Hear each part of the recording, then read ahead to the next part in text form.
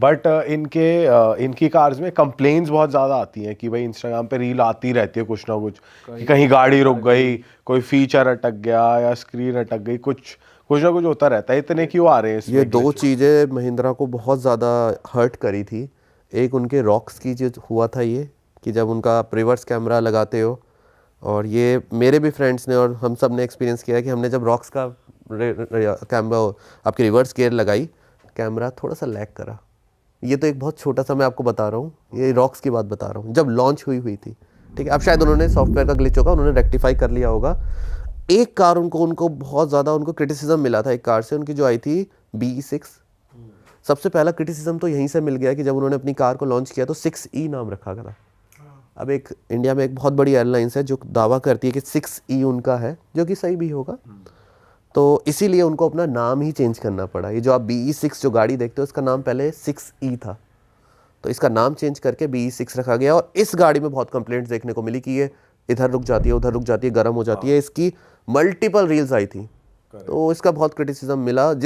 मुझे लगता है जितना इस गाड़ी को प्रेज मिलना चाहिए था, उससे ज़्यादा इसको क्रिटिसिज्म मिल गया, क्योंकि ये बहुत ज़्यादा गाड़ी स्पेशियस है, फ्यूचरिस्टिक कार है। अगर आप इसको रोड पे भी इसका रोड प्रेजेंस देखोगे ना, तो आप निकल के देखोगे यार ये कौन सी गाड़ी है। It looks different, road presence है, फ्यूचरिस्टिक है, बूट स्पेस काफ़ी ज़्यादा है, और इंटीरियर भी थोड़ा सा अलग है, और एक्सटीरियर तो काफ़ी ज़्यादा अलग है। इंटीरियर भी अच्छा है, इंटीरियर बुरा अच्छा नहीं है, अच्छा। तो जितना उसको प्रेज मिलना चाहिए था, मुझे लगता है दीपक भैया, उतना यार क्रिटिसिज्म मिल गया। अब बट ये है कि आपको इंजन अच्छा बनाना पड़ेगा। इंजन बहुत इंपॉर्टेंट चीज़ है गाड़ी की, अगर आप वो भूल जाओगे तो फिर कस्टमर आपको नहीं छोड़ेंगे। भाई थोड़ी सी सेकंड हैंड कार्स की बात करते हैं। ये मार्केट अभी पिछले मतलब 2025 में बहुत ज़्यादा बूम करी थी। काफ़ी लोगों ने सेकंड हैंड अल्ट्रा लग्जरी गाड़ी लेना शुरू किया था। अब थोड़ा ना टाइम से ये समझ में आ गया कि यार ये गाड़ियाँ जितना एवरेज ये लोग बताते हैं उतनी नहीं मिलती हैं, जितना इनका प्राइस है उससे डबल पैसे लोग ले लेते हैं जो रीसेलर्स होते हैं।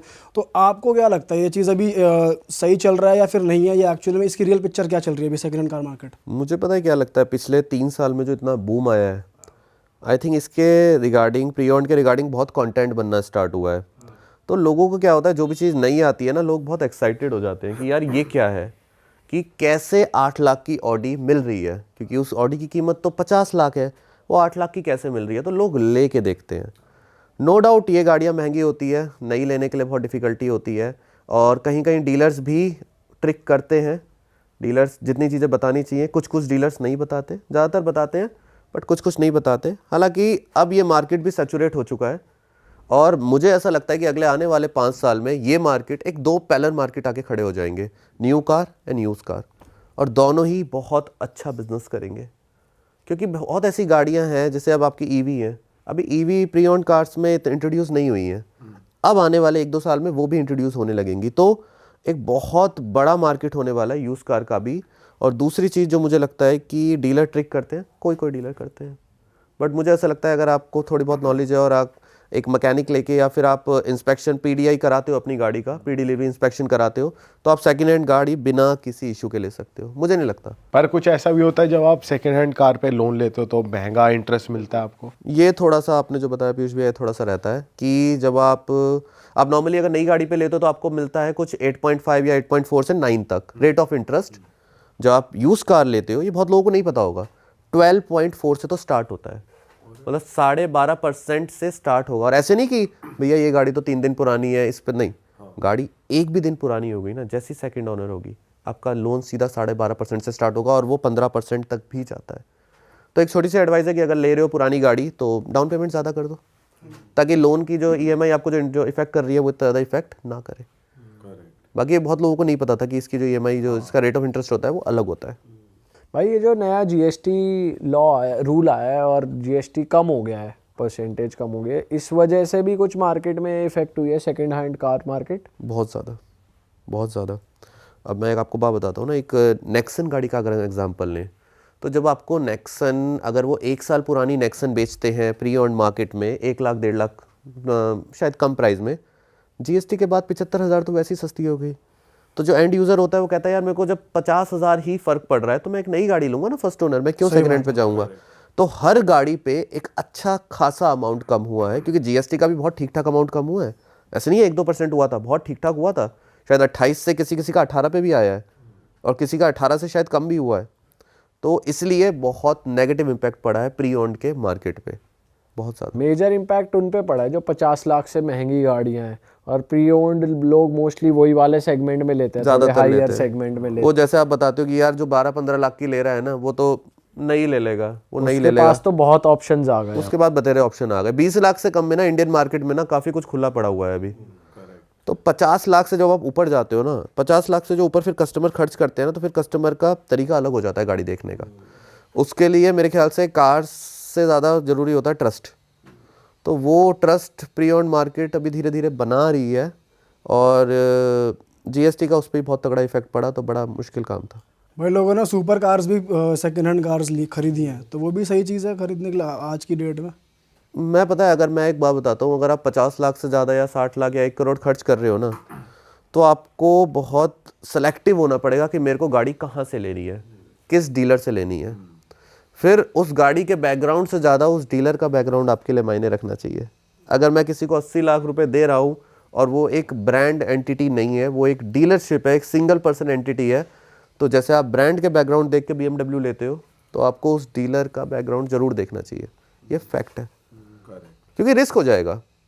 गाड़ी तो अच्छी हो सकती है, नहीं हो सकती, दैट्स अ मैकेनिकल थिंग। नई गाड़ी भी बाहर निकलते मैंने बहुत ख़राब होती हुई देखी है, और सेकंड हैंड कार्स भी 10-10 साल चलती हैं। बट जो जिस पर्सन से आप ले रहे हो उसका बैकग्राउंड आपको बहुत ज़रूरी है चेक करना, तभी आप समझ पाओगे कि आप 80 लाख देने लायक भी है कि नहीं, जो मुझे लगता है।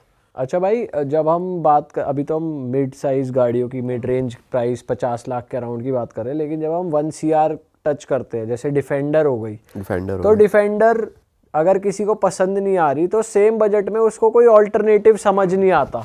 जैसे रेंज रोवर के या तो जो मॉडल्स पसंद आते हैं वो फिर हाई बजट है, या बिल्कुल ही 60-70 लाख वाले हैं, वोग पे चले जाओगे या सीधा इवोक पे आ जाओगे। या बीमर है तो बीमर का भी सेम सही हाल है कि सिमिलर कॉम्पिटिटर नहीं मिल रहा। तो आपके हिसाब से अगर डिफेंडर वाली रेंज पकड़े, बहुत मुश्किल क्वेश्चन है, बट डिफेंडर वाली रेंज पकड़ के डिफेंडर जैसा कुछ, या कोई और आपको अगर लेनी हो तो आप क्या लोगे?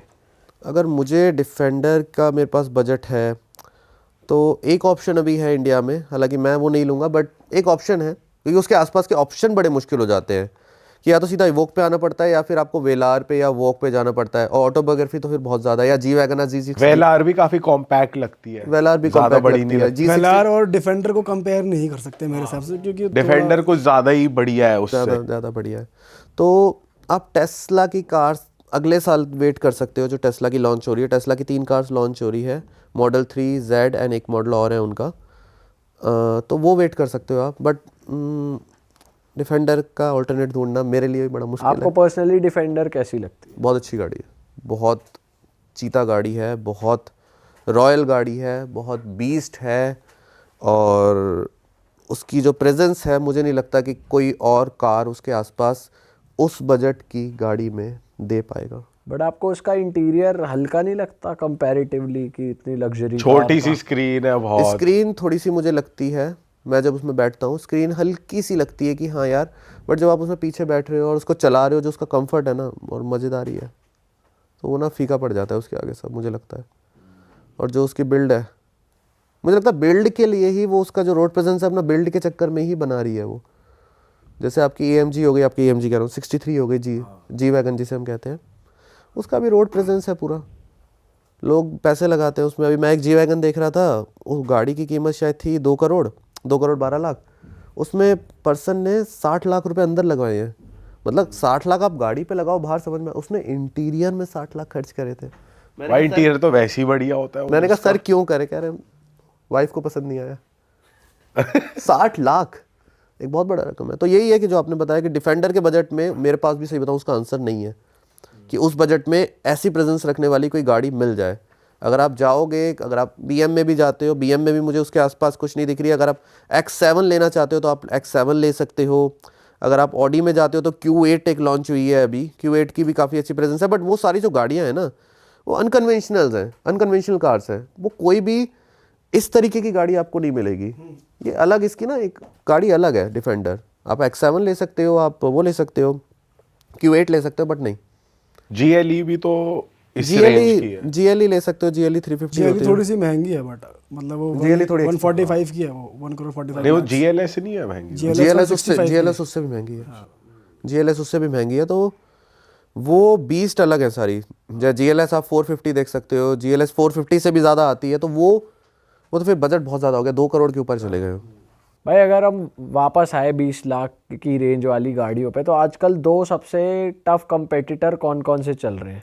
क्रेटा और सेल्टॉस ही चल रहे हैं, या फिर कुछ नया लेकर आ रहे हैं ब्रांड्स? या जैसे होंडा एलिवेट ने भी सेम साइज में करा था, पर होंडा ज़्यादा चली नहीं। बुरा लगता है एलिवेट के बारे में सुन के। तो अभी कंपटीशन कौन सी गाड़ियों में चल रहा है मिड साइज एसयूवी में? मेजरली अगर हम 20 लाख तक की गाड़ी के बारे में बात करते हैं, तो लोगों का जो सबसे ज़्यादा जो कन्फ्यूजन होती है ना, वो 2 गाड़ियों के जिनके आपने लिए, वो है ही क्रेटा, सेल्टोस। तीसरी गाड़ी इसमें और जुड़ चुकी है, जिसे हम MG हेक्टर भी कहते हैं। वो भी लोगों को बहुत पसंद है। MG हेक्टर प्लस थोड़ा सा ऊपर निकल जाती है, उसको 20 से 22 लाख, 23-24 लाख खर्च करने पड़ते हैं। बट जब आप MG हेक्टर ले रहे हो ना, तो वो आपको 20 लाख के बजट में मिल जाती है। तो वो एक लोगों का कन्फ्यूजन है कि यार MG हेक्टर भी लूँ, या ये लूँ, या वो लूँ, या टाटा हैरियर लूँ। अब तो EV में भी लॉन्च हो चुकी है हमारी हैरियर। तो ये 4 गाड़ियां हैं जो मुझे लगता है 20 लाख से, या 20 लाख 22 लाख के अराउंड लोगों के इंटरेस्ट में रहती है, और कन्फ्यूजन लोगों की रहती है। फिर वो अपने बजट के हिसाब से उस गाड़ी को लेते हैं, अवेबिलिटी के हिसाब से भी। आप किसको प्रेफर करते हो? आप कौन सा ब्रांड पर्सनली प्रेफर करते हो? Personally Tata, Tata, then Hyundai। आज की तारीख में top most favourite Sierra, the second one is Creta. अगर आपका 20 से 22 लाख का बजट है, सियारा एंड टाटा, मतलब सियारा एंड आपकी क्रेटा, बेस्ट का। होंडा भी तो नई गाड़ियां ला रहा है अच्छी। होंडा भी ला रहा है। होंडा की अभी एक WRV आ रही है, नेक्स्ट ईयर लॉन्च हो रही है, दोबारा से रीडिज़ाइन कर रहे हैं। होंडा CRV हाइब्रिड आ रही है आपकी। एक होंडा की आ रही है गाड़ी O अल्फा करके, वो भी अच्छी है। एक होंडा की गाड़ी आ रही है, मोस्ट प्रोबेबली शायद वो इंडिया में अगर उसे लॉन्च कर दे, आपने भी उसका नाम बताया था, प्रेल्यूड। तो मोस्ट प्रोबेबली शायद वो इंडिया में उसे लॉन्च कर दे, क्योंकि काफ़ी सारे आर्टिकल्स में मेंशन है कि वो होगी, बट काफ़ी सारे आर्टिकल्स में मेंशन है कि वो शायद नहीं भी करें, अभी शायद 2027 तक वेट करें। तो काफ़ी अच्छी गाड़ियाँ आ रही हैं उनकी। बट ठीक है, होंडा भी मेहनत कर रहा है, और मेहनत करते हैं, देखते हैं, मेहनत करने वालों की हार नहीं होती। बट एलिवेट के लिए थोड़ा सा मतलब लगता है। अरे वाह, आपने ये वीडियो यहाँ तक देख ली भाई, तुमने हमारी मेहनत सफल कर दिया। तुम ही लोग हो असली रियल हिट।